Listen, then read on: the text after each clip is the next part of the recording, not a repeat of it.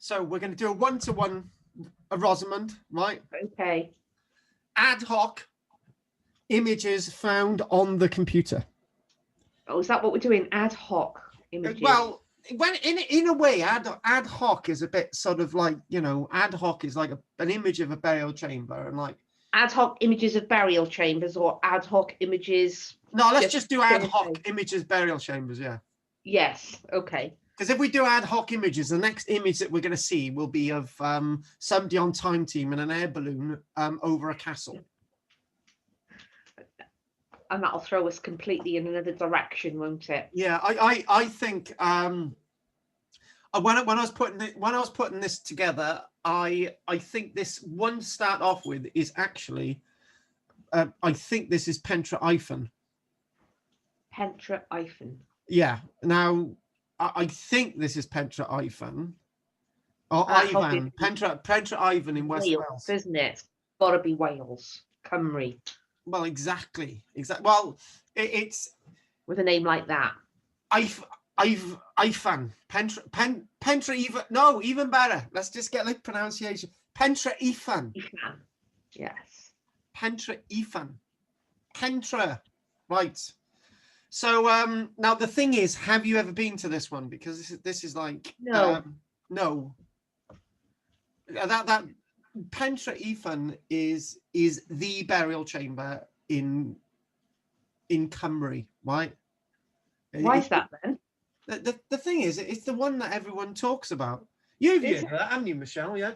Pentre Ifan. It's like it's the oh God, it's the picture girl of burial chambers in Cymru. It really is. This wow. This is the one. This is when you come across people and you mention burial chambers, they will probably this is probably the one that they're going to recognize in the whole of probably this part of Britain. Actually, this is the one. It's because of the capstone's amazing. It juggles on top of these upright stones, right? And it's just like today, it doesn't look like the image that you're looking at now. It's that's an old one, is it? That's the 60s, is it, or the 50s? Yeah, this is 50s and 60s. When you look at it from the 50s and 60s, lots of brush around it and gorse, and today when you go there, it's sort of very much in its own setting with a few upright stones around it, looking at about landscape, and it looks quite vulnerable. It looks quite I don't know. Yeah, so this is Pentre Ifan. This is the one that people think about, and you can actually see the sort of layers of stone on the top there that is splitting. Yeah.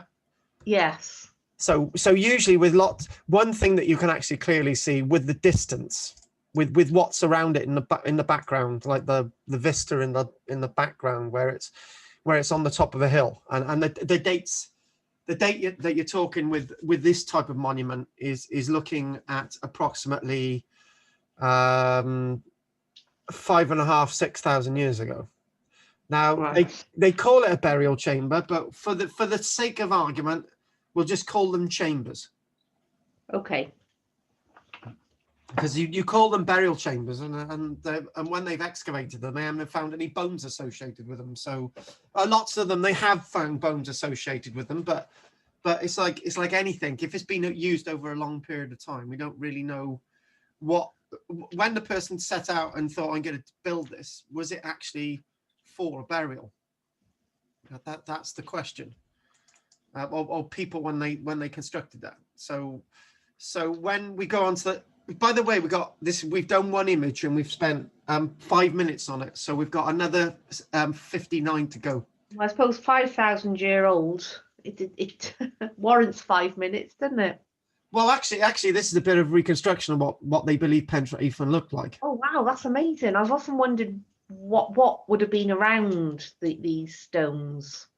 Well, the thing is, in lots of ways, some archaeologists would actually put a load of soil on top of these things, like on top of the capstone, and the uprights are known as oceliths. which is basically the Ocelots. Yeah, I've actually seen it. I've actually seen the word ossostat used. So yeah, ossostat. But the problem is, depends what type of stuff you read. But anyway, you've got the upright stones and you've got the capstone. So now what you've got, particularly with Pentre Ifan, is you can they're demonstrating the sea in the distance. And then when you go back to the other image, you got this land in front. So this is the other way around. Yeah. We go back to that, and then, but when you think about the reconstructions, of what period in time are they reconstructing it? Right. It's like a it's simply like, right.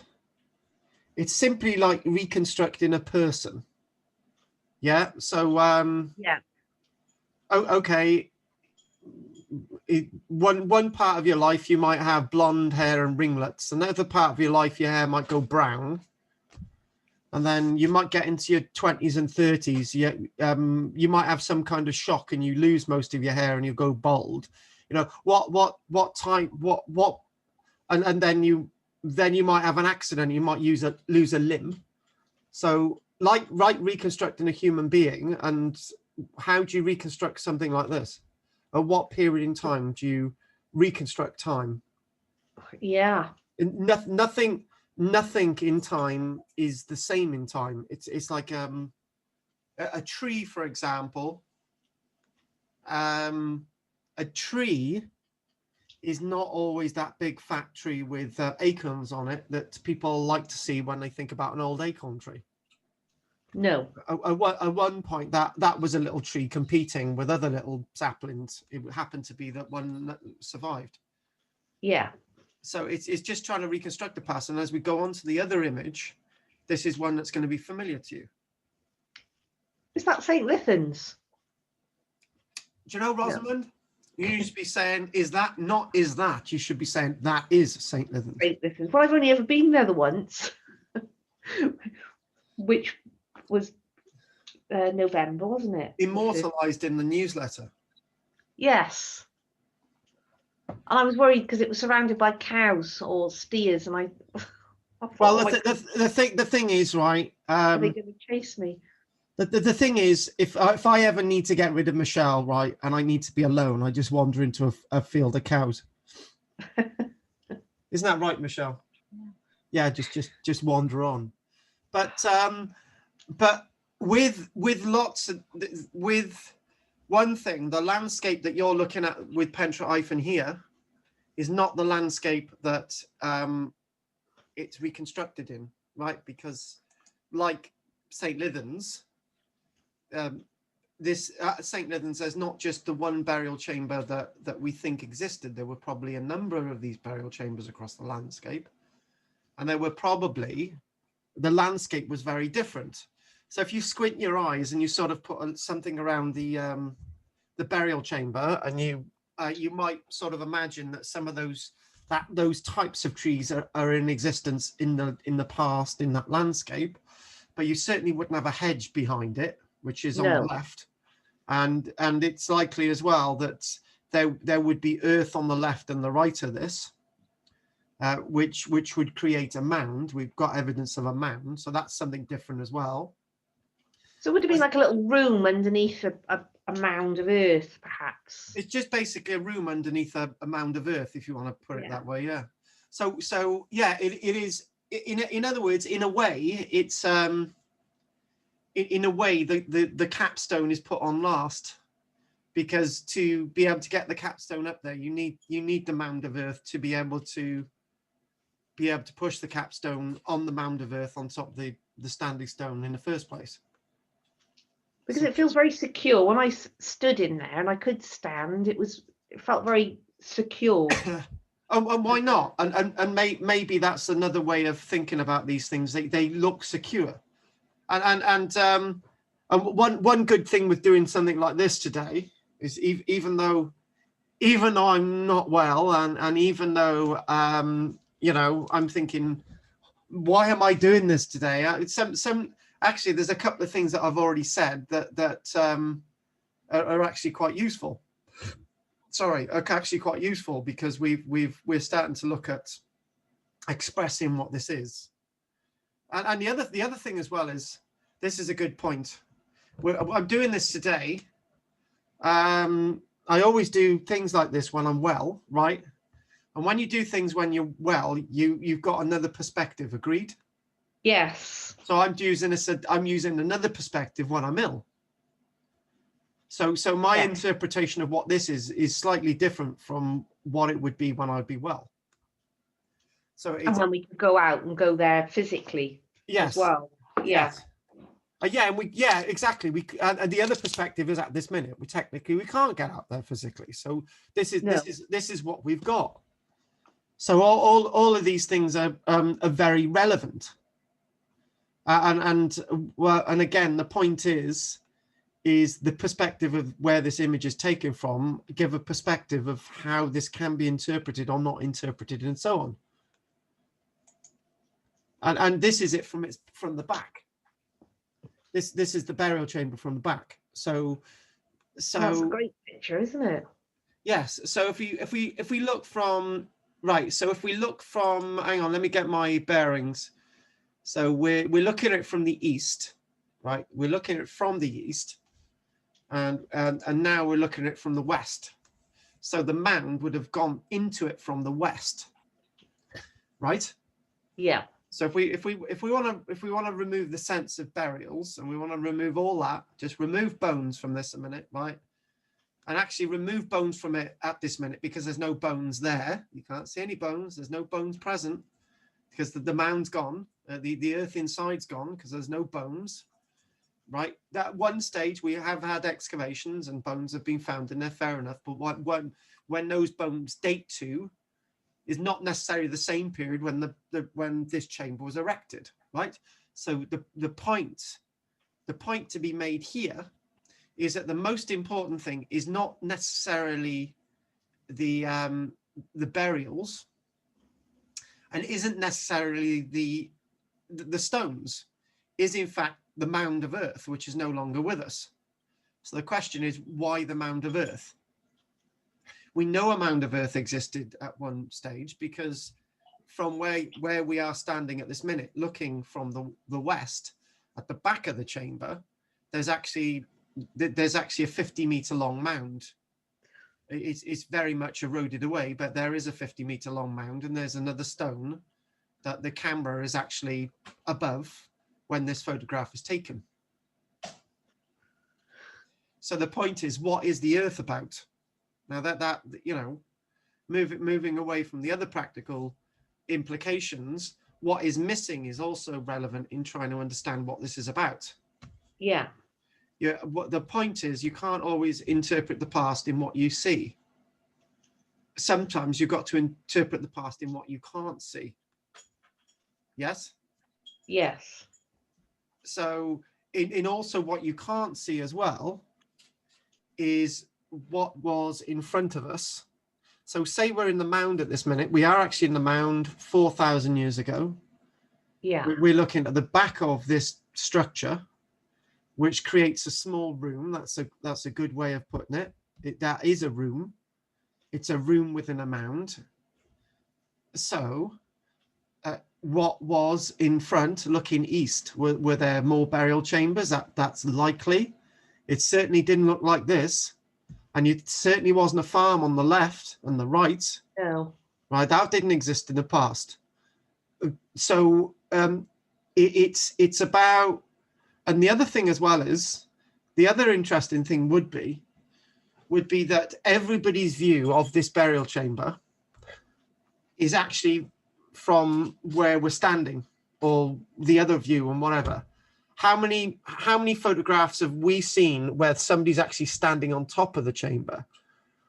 Looking on top of the chamber, what would you be able to see? Now that would be an interesting perspective. It would, wouldn't it? Because on top of that stone, the capstone would be maybe the original height of this chamber.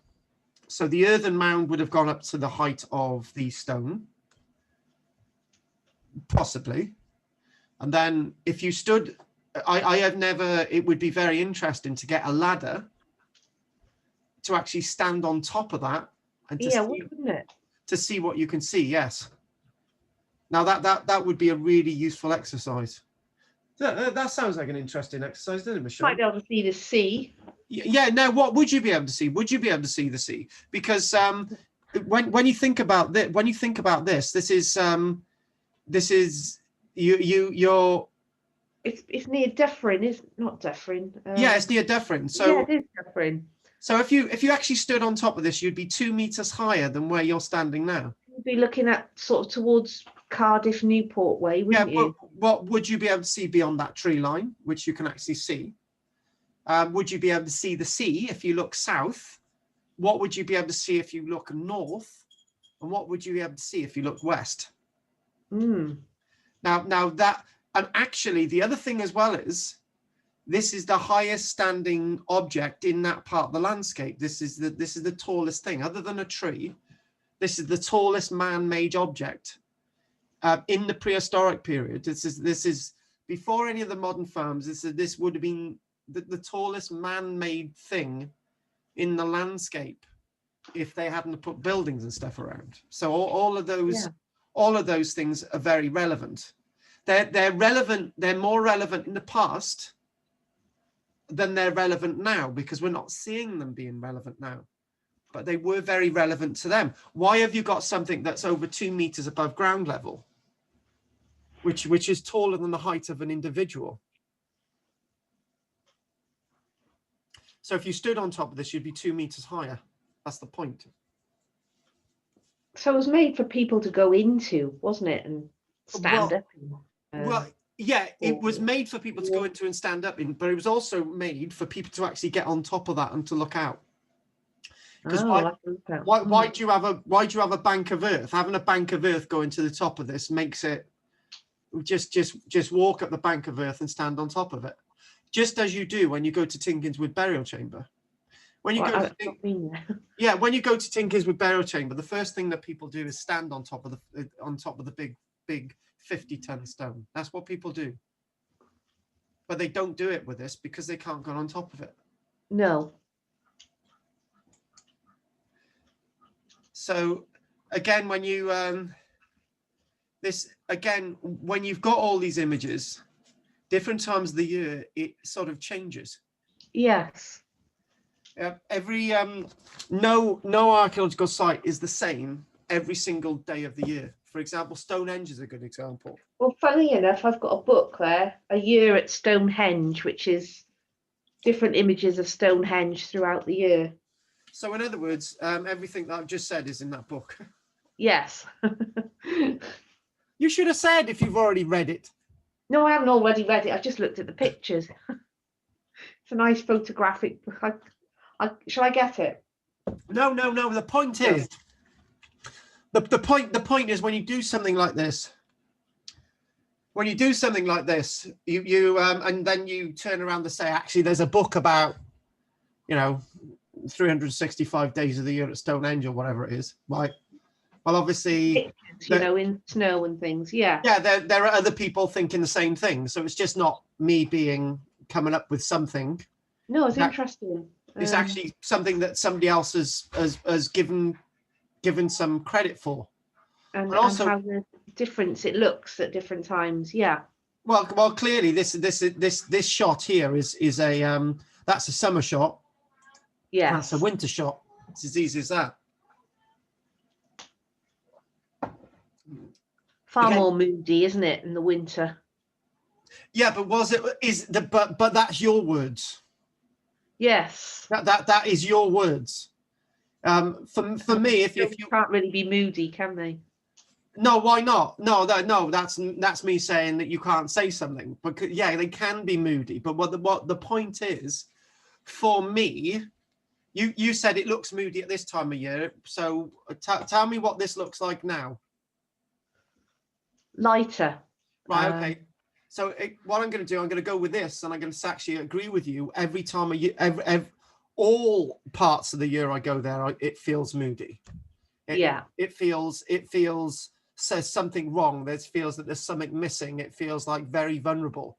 It's like looking at a naked woman in the middle of a field and thinking she looks very nice, and then she looks very nice, and then thinking, why is she in that field?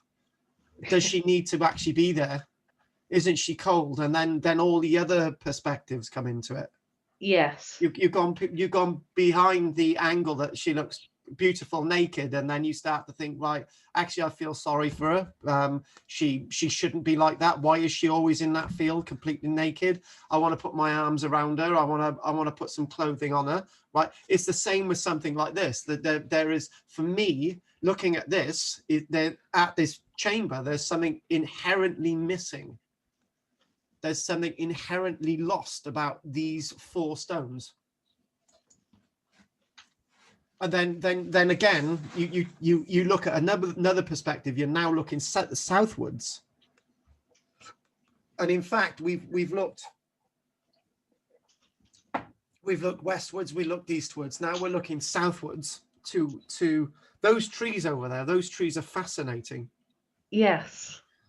Well, I did another video when I went there. I don't know. Who the hell was I with when I went there? It certainly wasn't you. I can't even remember. Definitely wasn't me. Yeah, I don't think it would have been Michelle, because she doesn't like to go places where there's cows. But when I went there, lots of times I go over to those trees, which are the south of St. Linden's burial chamber at Dyffryn, Vale of Glamorgan. And the point of me mentioning this is that these chambers are not always alone within the landscape. I've mentioned about the vulnerability and nakedness, and there's something wrong with this chamber standing in the middle of a field. I've said all that. Yeah. But if you wanna the other point to be made is that some of these monuments are connected with other things in the landscape that people don't inevitably usually see. No. Because that area of trees in the distance, those Yes. trees in the distance in the north, in the south, those trees in the south there are actually between 50 and 100 yards away, and there's a weird circular bank and a ditch there with trees on it. So then you think, right, actually that's got to be linked with this somehow. Yes. So in other words, there's a lot more to this landscape than just these 4 stones and that stone in front. It's always wrong. It's always wrong to look at archaeological monuments in the landscape alone. It's a bit like that naked woman standing in the field. Why is she standing in the field all alone? Then you start to think about, maybe she should have clothes. Maybe there's a reason for her standing in the field, and all the rest of it. Yeah. So then you think about all archaeological sites within the landscape. The worst thing, Michelle's designing a cover for the next Roman book, right? She could have easily have put a boat on the front of that cover and just said, well, that's what we're going to do. Well, yeah. Well, that's just a boat on the front of a cover. If you could put a Roman coin and it's just a coin on a cover, but if you put a lot of different things on a cover, then each of these things interact, and they actually have a story. This is like a great painting. A great painting is a painting that you look at and you see something one day, and then you go back at the painting and the next day you see something else. And then you look at it from another perspective and you see something else. This is why you can never look at something like this, like a chamber like this, by itself, because there's always more to the landscape and the interaction of this thing. Because when we went, you saw the Men at All monument when we went to Cornwall, yeah? Yes. Now, I haven't said this because everything's been too busy. When I got to the Men at All monument, right, it was one of the, oh God, what's the word? Oh God, I no, hang on a minute. I just trying to work out the word. It's It the was, one with the hole in it, isn't yeah, it? it was one of the most. I thought it was going to be impressive. I thought it was going to be amazing. I thought it was going to be spectacular. And it was just like going on a date with somebody to the cinema, right? And you expect them to pay for the going into the cinema, and you expect them to pay for popcorn, you expect them to pay for a drink, and you expect them to pay you expect them to kiss you afterwards, right? And they're only turning out it was you have to pay to go into the cinema. They don't kiss you and all these other things. That was what the Minotaur monument. It was such an here we go. It was such an anticlimax. It was It felt unbelievable. like it's somehow been interfered with. Yeah, it was such an anticlimax. It was unbelievable. I'd heard It these was things about the Minotaur. spoiled, wasn't it? Yeah, it was spoiled. I'd heard these things about the Minotaur. Not only had the original stone been altered in the 1800s, it'd been re-altered. It's almost as if it was in the middle of nowhere. It was barren. It was without everything that it should have had, and it was such an anticlimax. You know, And when you talk about the naked lady there, thought with the Minotaur, it was kind of, yeah, you felt sorry for yeah, it, really. I did. That it had been sullied. That's the word. Yes. This is mine. I just felt, because when we went there, this is why I sent everybody off to try and get to the other stone circle, because I thought, oh my God, I can't even get enthusiastic about this. If you don't get that at St. Lithens, do you? Or I didn't have that feeling at St. Lithens. There's something else at St. Lithens that I can talk about St. Lithens. Yes. I can do more with St. Lithens, but the Minotaur monument, the Minotaur monument, if I'm going to say it, would be listed as one of the top 10 prehistoric monuments in Britain. Am I right there, Michelle? Yeah. But it's not in my top 10. No. Now, it's not in my top 10. It's you know, it was such an anticlimax. I don't know. Michelle, what do you feel about the Minotaur? Your personal thingy? She said it's been ruined as well. So you know, all three of us are saying the same thing there. Yeah. So but it should have been up to me. The ruined farmstead down the road was more impressive. The ruined farmstead down the road is more impressive. Yeah. You know what we should have done? We should have all bounded in there, to be honest with you. But Yeah. I think we if it's good that we didn't, because we needed to get to Cambourne. And if we hadn't got to Cambourne when we did, we wouldn't have had the we would have had somebody moaning that they didn't have their chips for dinner, and it would have been a nightmare. So I think we did the right thing to pull away when we did. But anyway, the point is, when we're looking at these monuments, there's so much more to them, only if you can see it. Now we are now at, hang on a minute, we are now at, this is Tinkinswood. Well, it's a lovely bit of stonework there, isn't it? Yeah. Now that's something else that we need to look at, right? This is, if we go back a little bit, so we got St. Lithens here. Ignore this image and we go to this. This is what they say about St. Lithens. This is what they say about St. Lithens, known as Gwal y Fithlast. Right, I didn't know that. Gwal y Fithlast, the kennel of the greyhound bitch. Oh. This single stone chamber is all that remains of a once much larger burial monument. Now, I've been saying that. The name may come from a variety of Arthurian legends of Colich and Olwen, which appears in two texts from the 1300s, but the site itself is very much older, dating from the Neolithic period, probably back as far as 6,000 years ago. I said about 5,500, 6,000 years ago. St. Lithens is a type of a monument known as a chambered long cairn, and was originally covered by an earthen mound, which I've been saying. Now, Now, the thing is, did the earth actually cover the top of the stone? Now, that is the thing. I've been saying that the stone was visible. Now, if the earth did cover the top of the stone, then that would mean that the height of the chamber may have been 2.5 meters, not 2 meters. Yeah?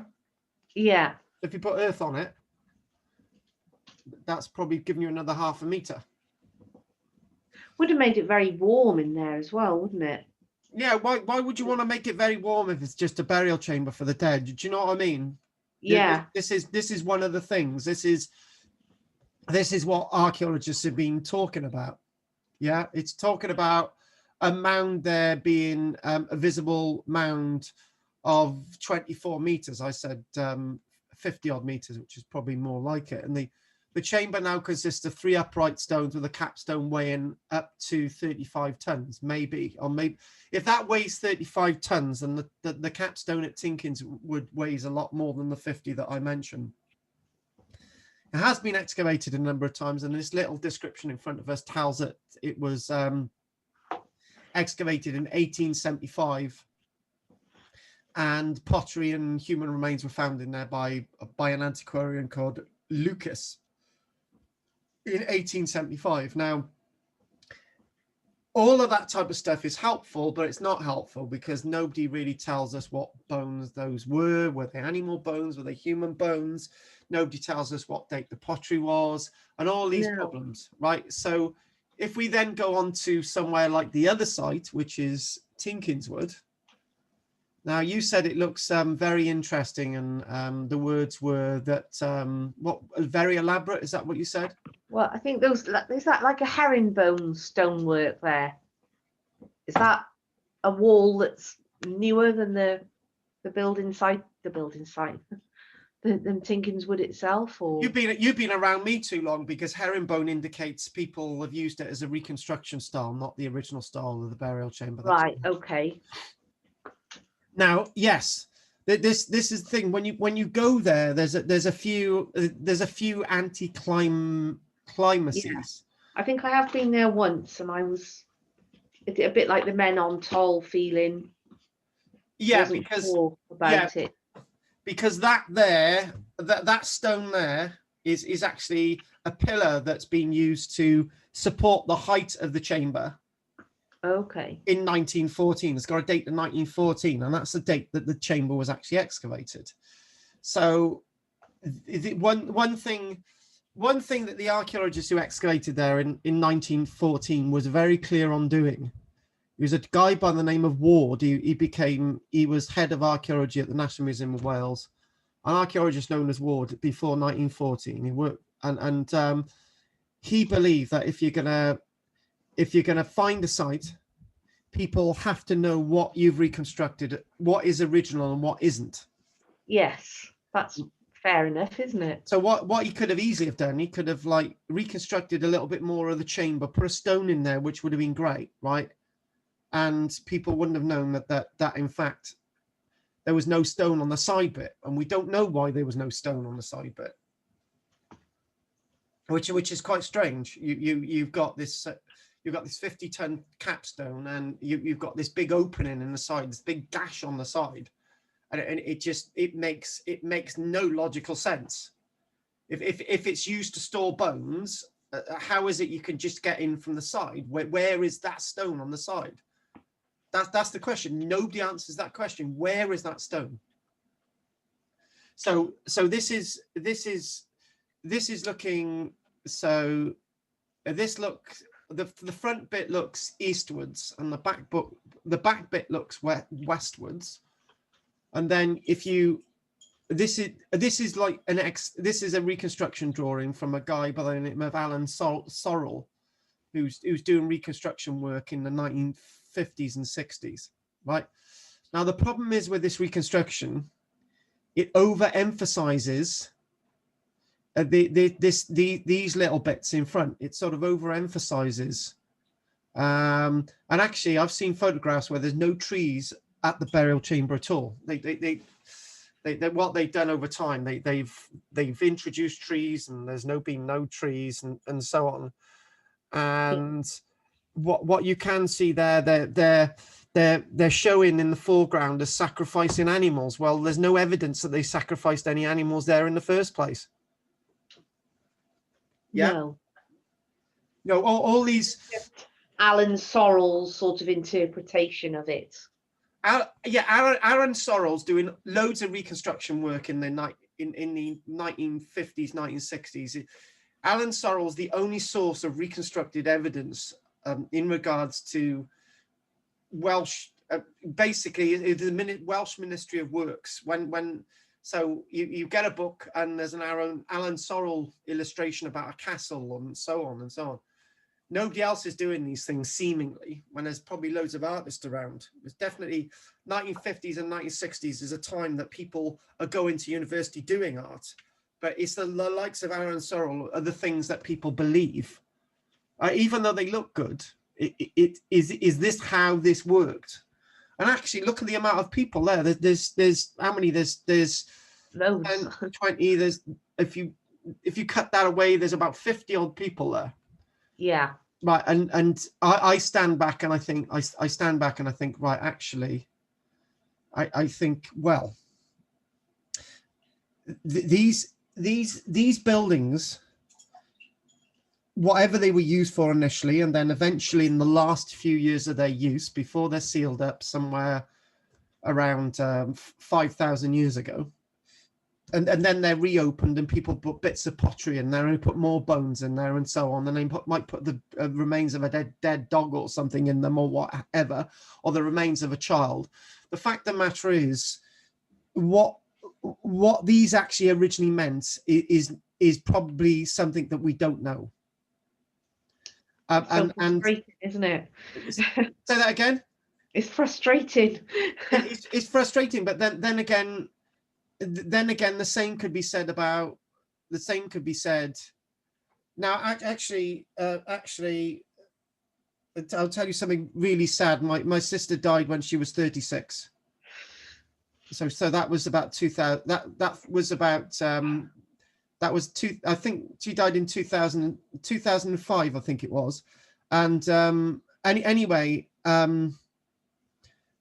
it's a strange thing for me to mention this, because I wasn't very close to my sister, and I find it very difficult to conjure up any emotions, right? But for my parents, they've got a plot at the Barry Cemetery, right? And they visit there every single Sunday. Yeah. Yes.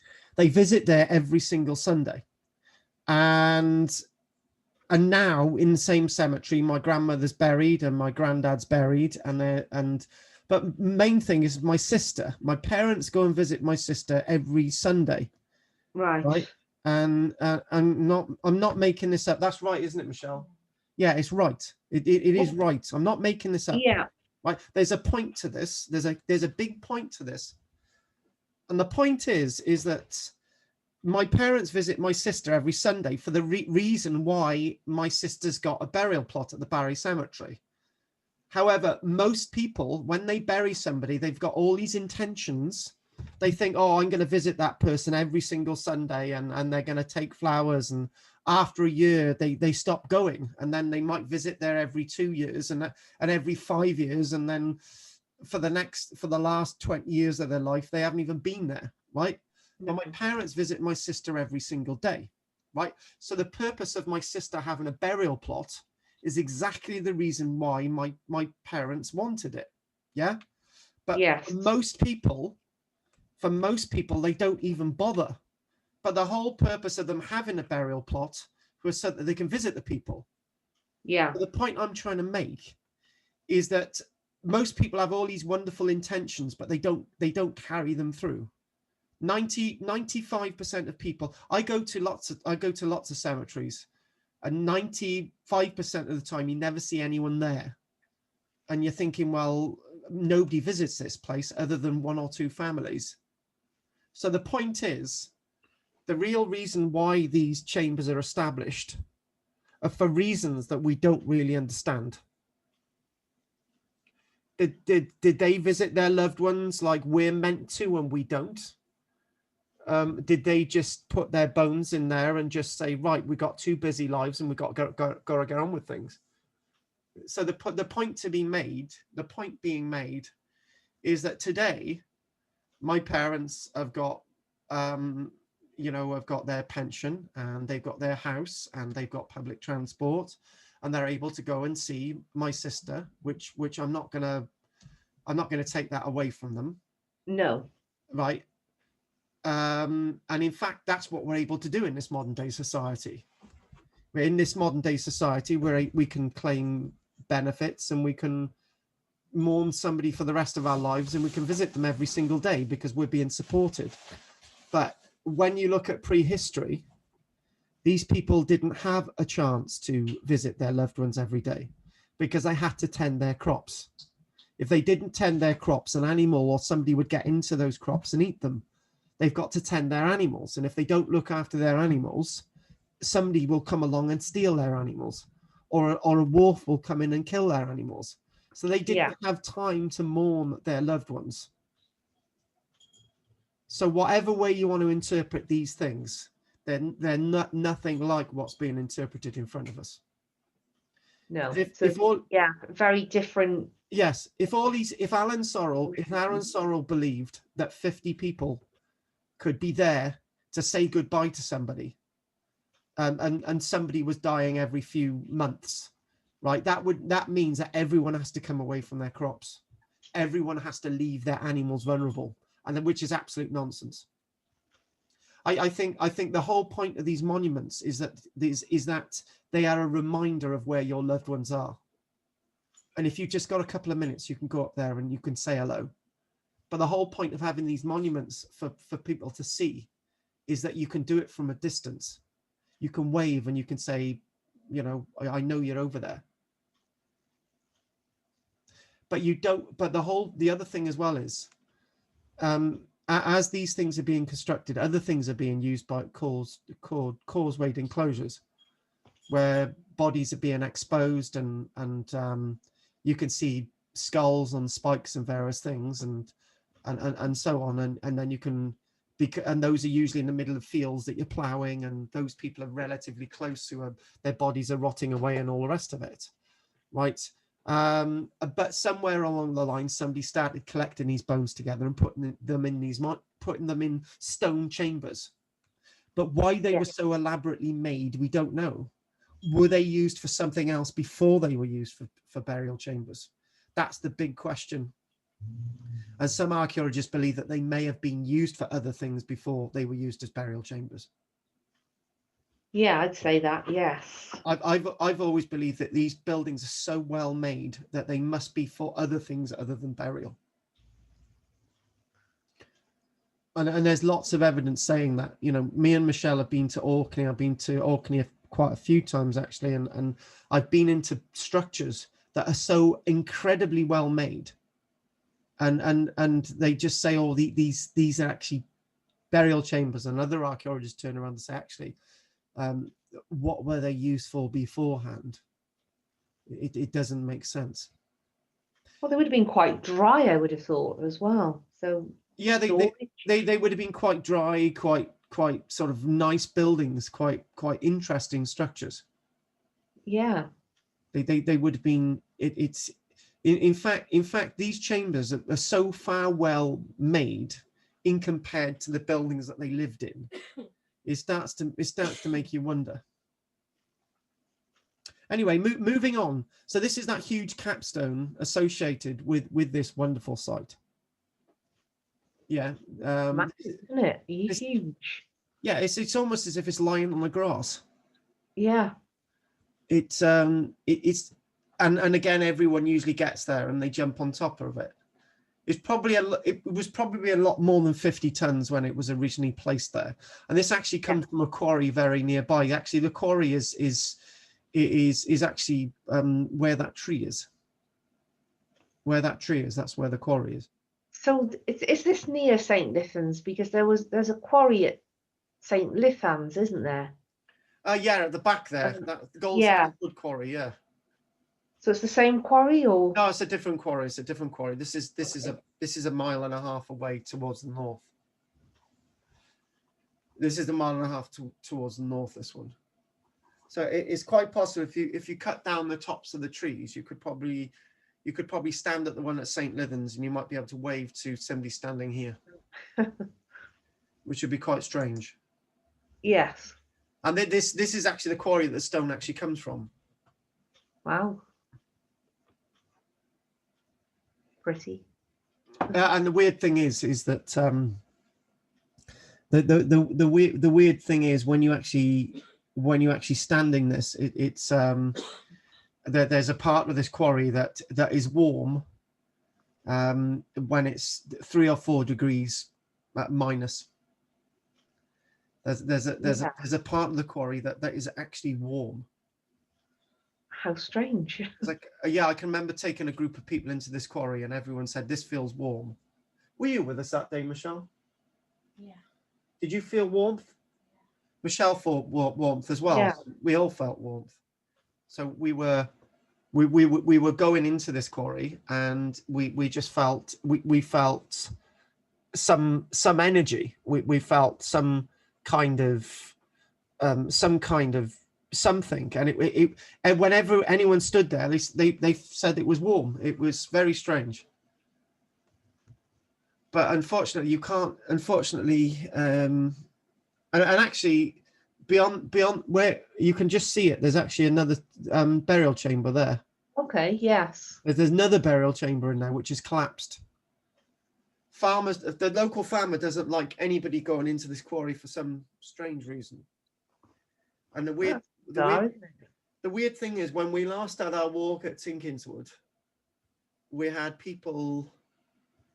We had people. We had people from the farm driving up, and it was just like it was 8 o'clock, and the guy on his JCB said, "Oh, are you the ghost walking group?" And we said yes, and they said, "Oh, that's okay then. Have a nice night," and they drove off. Perhaps they get lots of different types going. Yeah, they get lots of weird things going on at the Tinkinswood Burial Chamber. Yeah. Yeah. But this is that quarry which is different than Ivan St. Lythans, is actually where the stones actually come from. And if you think about the Alan Sorrell's reconstruction drawing, just sort of squint, it looks very different, doesn't it? Yes. So we just be very careful with the past. So we're looking at that, the perspective. We look at this one. You there? Yeah, I'm just writing. Be careful with the past. Just writing that down. There. You got that there? Yeah. Yes. And you go 1. That's very different, isn't it? Yes. So we don't know where Alan Sorrell got that idea from, and it looks very South American or something, doesn't it? Like his picture, almost. Yeah. Like that, like he's tried to do that. But when you think about it, if you think about maybe if you move the Earth to about another meter higher on this, but we don't really have. It is very difficult to think that is his reconstruction correct, and is this actually how it actually did look? You know, was it constructed and made to look like this when it was actually originally built? You know, it's just all that thing, and it just starts to make you think, well, what was the picture of the past? What did the past actually really look like? Oh, it'd be great to have a time machine, wouldn't it? I tell you what, if we did have a time machine, it'd probably be completely different from what we think. Yes. You know, it would be very different from what we think. I mean, climatically, would it have been? Climatically, it would have been very different as well. The temperature back in the Neolithic would have been about 1.5, 2 degrees higher than it is today. Okay. So that's quite a lot, isn't it? Well, it is actually quite a lot if you think about that. Yeah. So if we're thinking about it's -2 degrees now, then it would be not freezing. Yeah. and obviously to do with all the currents and the water and all the rest of it, build up of the thermal pressures and shocks and stuff. You wouldn't have the freezing cold winters in the past that you have today. You know, we're in the house that we're living in. It's so difficult to heat that we're just reliant upon two electric fires, because it's pointless we putting central heating on, because the heat just goes nowhere. Yeah. You know, Drafty. yeah, it's very drafty. We've tried to do our best, but it just doesn't seem to have done it. So right, anyway, moving on again. If we sort of move on from that one, this is looking inside. Inside Pinkins Wood. Yeah, instead of the stones being on the outside, it looks very rough, and on the inside, it looks very smooth. Mm. There's this thought that in the Neolithic period, there's something there's something when there's something pure about looking at a surface like this. When like if you peel back your skin, it would be pure, and it would be very flat, and it would be very smooth. Mm.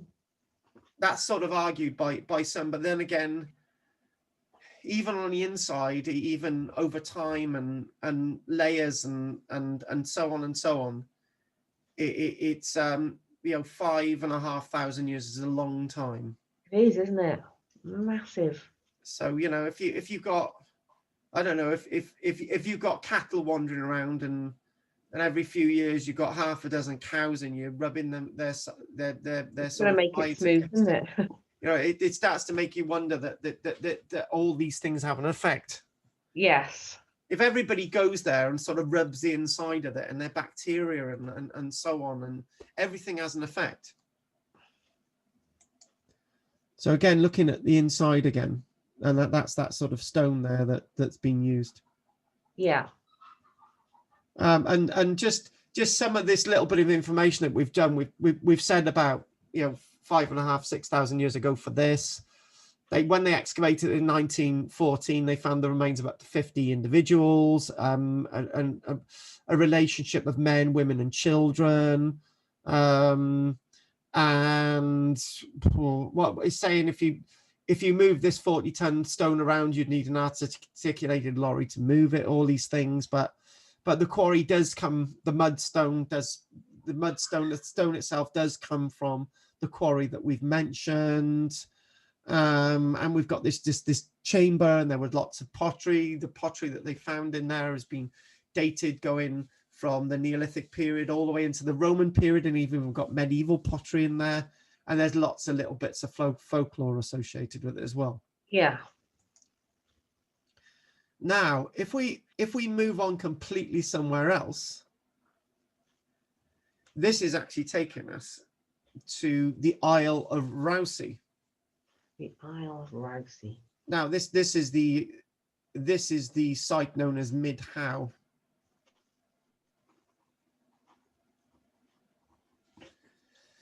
Now, with this on the Isle of Rousey, you've got something that is completely different from what we've already seen. Those three examples, and Pentre Ifan and St. Leathens and Tinkinswood. At Mid Howe on the Isle of Rousey, this is that there's a long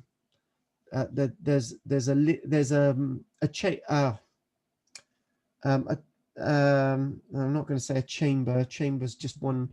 There's a corridor. That's right. There's a corridor.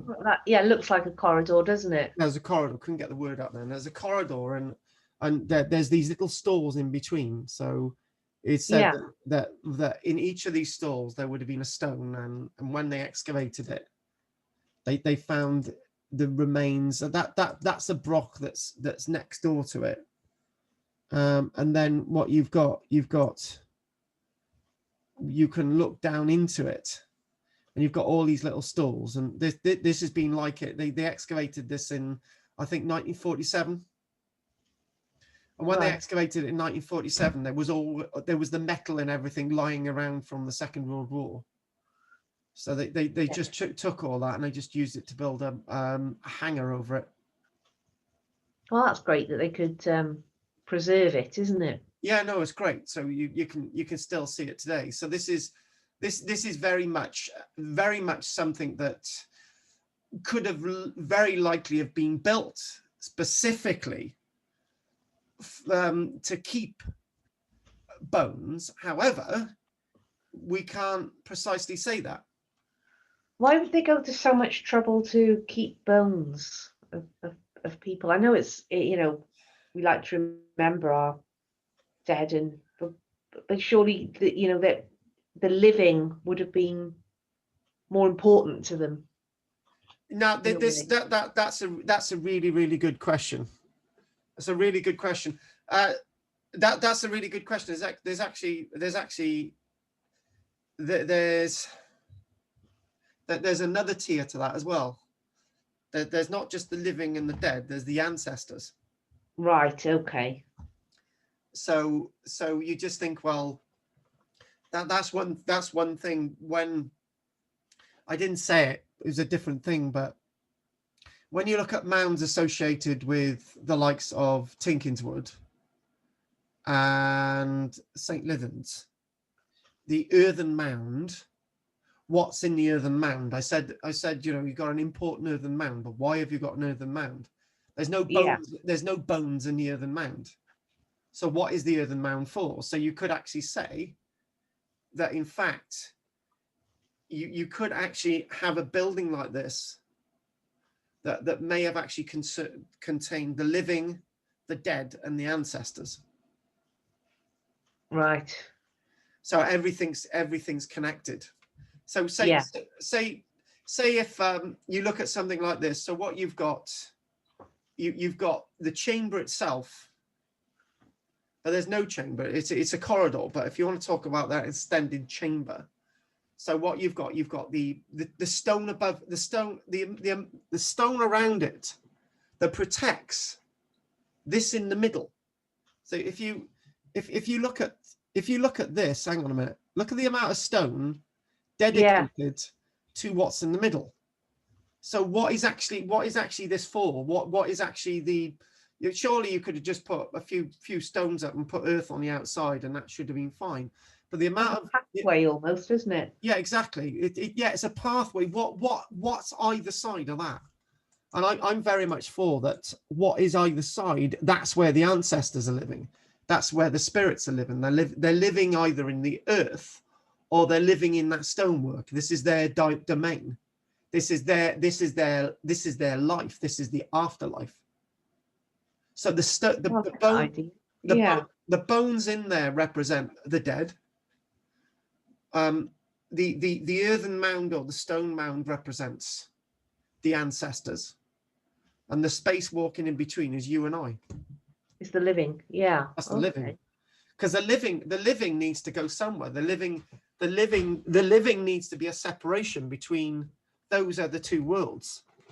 Actually, you know, I've had experiences I've had experiences of the other world, and obviously not to be done now, but there is a sense of bones, and there is a sense of ancestors, and there is a sense of the living, because without a sense of a living, you don't have ancestors, and you cannot have ancestors without the bones. Yeah. Yeah, I like that idea. Because taking it in. Yeah, everything is together actually. And do you know what? We're only supposed to do an hour and a quarter, right? We've done an hour. We've done an hour, right? So we've done an hour, haven't we, today? Have we? Oh no, what we did, we had chit chat at the beginning, right? So we had a little bit of chit chat. So what I'm going to do, I'm going to quickly look and see and have a quick look at how many images have we got left? Can we do them all in quarter of an hour? Hang on a minute, just sort of hang on a minute. Well, we can always do it in part 2. We can always do in part 2, yeah. We could do, I'm a bit hungry now. Okay, fair enough. But actually, the we actually, yeah, I think we should do a part 2. Right. So we'll quickly read out a little bit about Mid-How, and there's actually an image. There's actually another site that takes us to a place called Bar Cloddiad Agares. Oh. Which we will do next week, right? What's the name of it? Barclodiad, Barclodiad,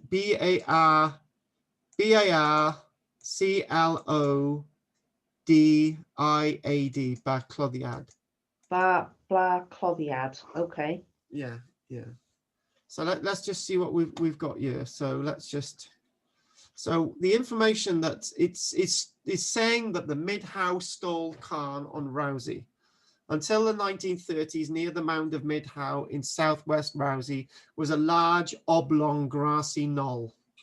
Now we all know about the grassy knoll in the assassination of John F. Kennedy. It's nothing to do with that.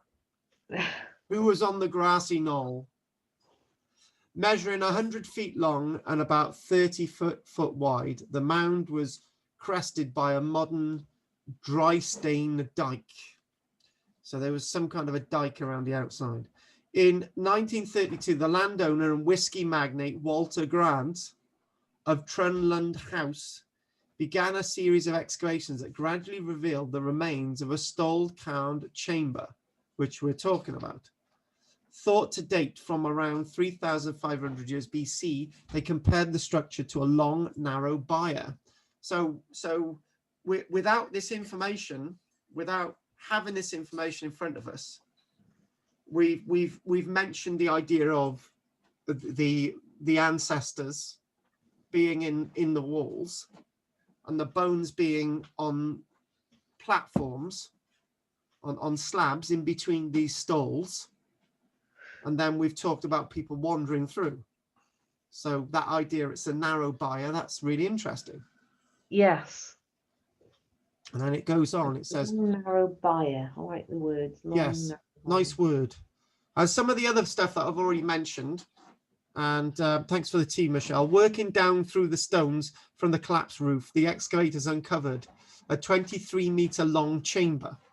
So I struggled with the word chamber, didn't I, at the beginning? And I still can't, I still struggle calling it a chamber because it looks more like a corridor, doesn't it? Yeah, it does. The chamber is like, a chamber is what we've got at Pentre Ifan or St. Lythans, you know? Yeah. Anyway. Or you think of Tutankhamun's chamber, don't you? And yeah, you don't think of the passageway leading. Yeah, the passageway leading into the chamber is definitely a passageway. It's not a chamber. That's the whole point. Divided by upright flagstones into a series of 12 stalls, which if we it's divide, you know, the stalls, that idea of the stalls. So yes, these being stalls. So 12 stalls. Yes.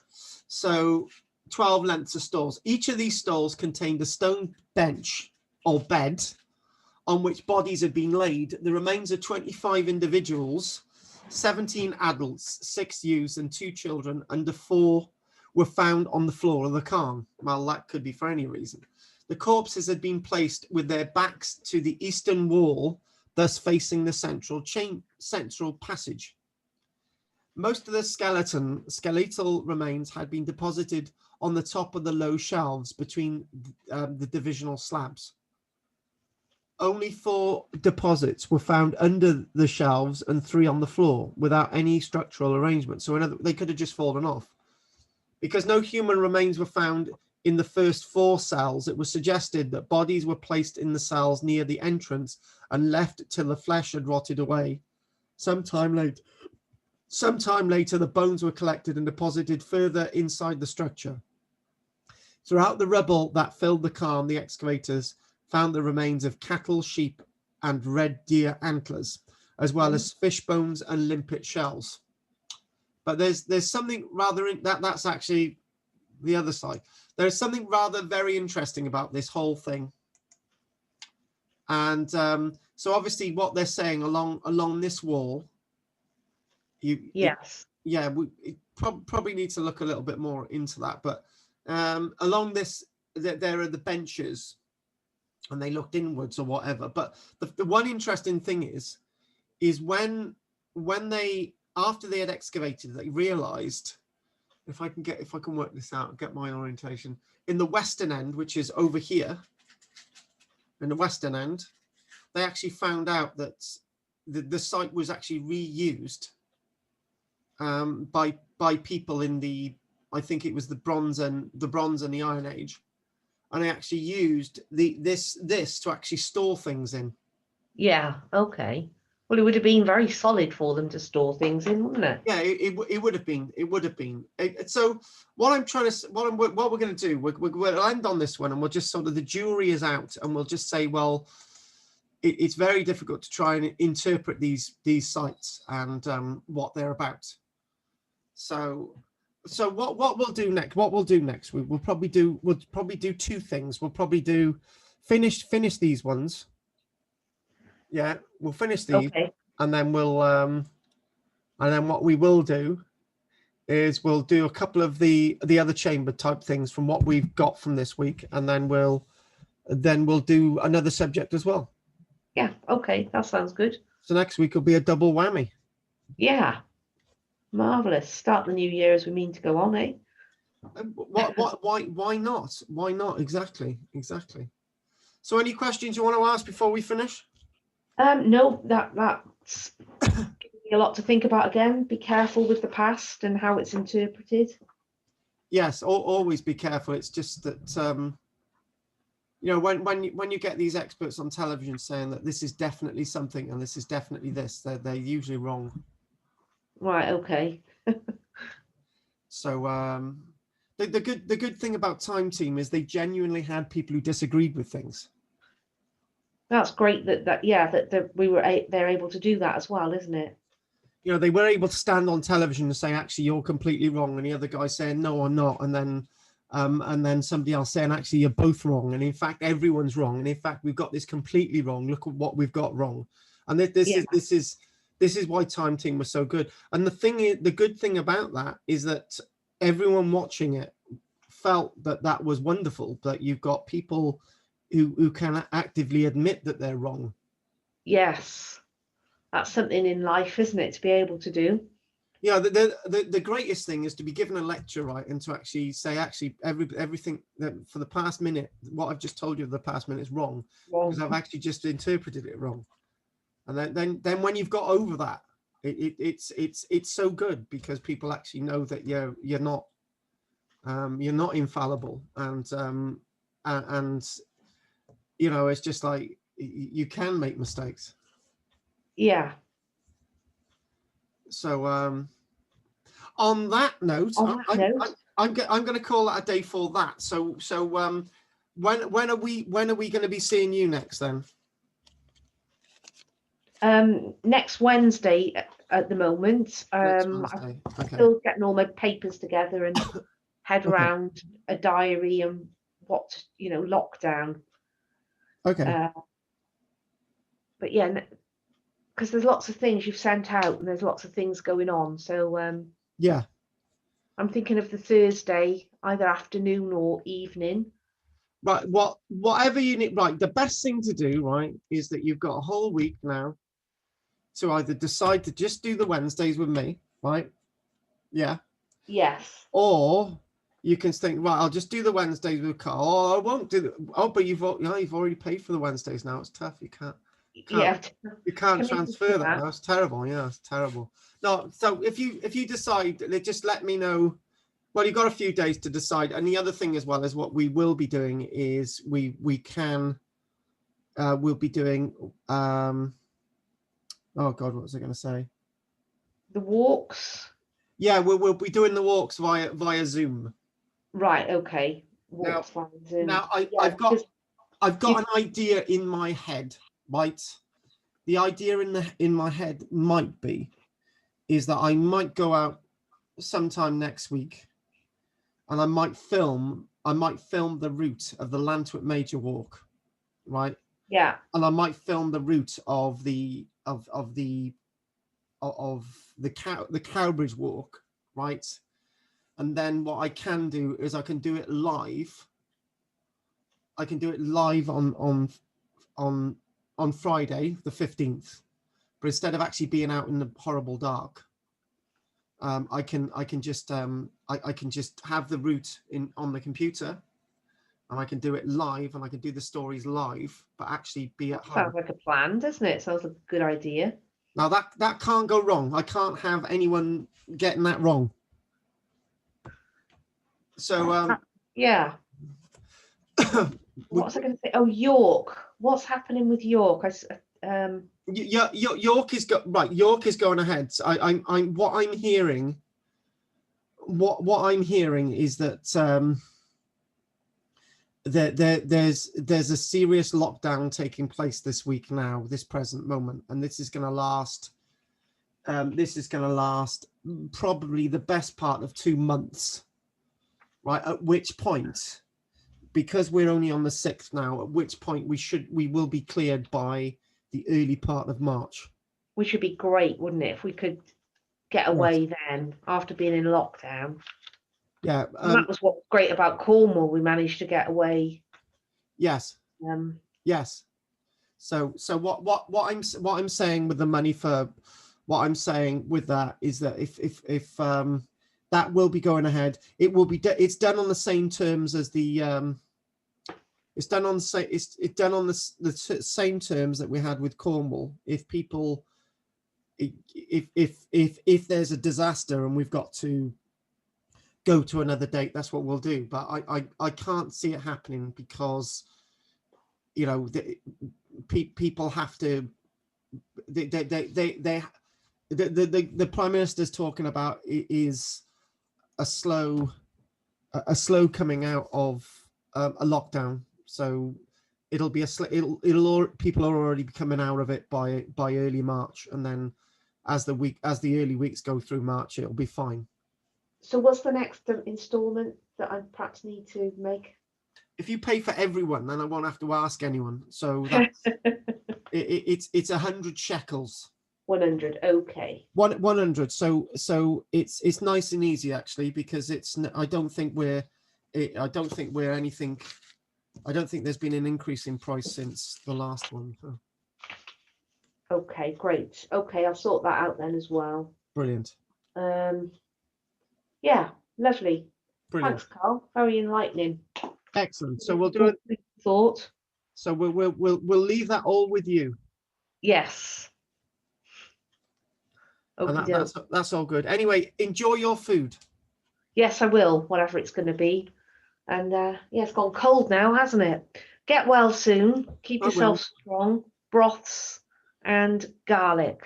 Garlics and broths. Yes, exactly. Yes. Get your bones nice and strong, isn't it? Exactly. All right then. I need Coil valve. I need them with Michelle around because she's getting me fattened up to put me into the cooking pot. To go in the burial chamber. Yeah, exactly. Okay, then well, let me know about all that. Okay. Thanks very much, Carl. Yes. Excellent. See you soon. See you soon. And I'll just yes, we'll get off that image. Okay, then brilliant. Yeah. Okay. Speak to you soon. Bye. Thanks for joining us. Bye.